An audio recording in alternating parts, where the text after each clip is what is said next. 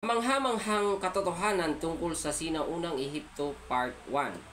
Alam mo ba na ang mga pharaoh or paraon ay madalas nagpapakasal sa sarili nilang pamilya? Pinapakasalan nila ang kanilang mga kapatid o kalahating kapatid upang mapanatili ang kadalisayan ng kanilang dugo.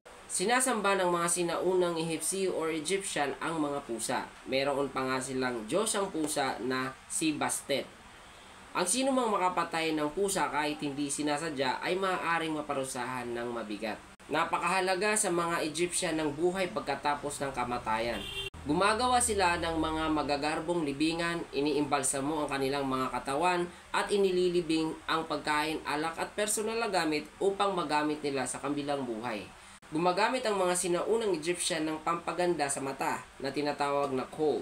Ngunit hindi lang ito para sa ganda, nagsisilbi rin itong proteksyon laban sa matinding sikat ng araw. Bagamat inilarawan bilang parang Diyos, madalas na mataba ang mga pharaoh.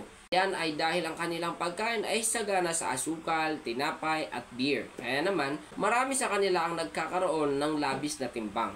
Follow for more!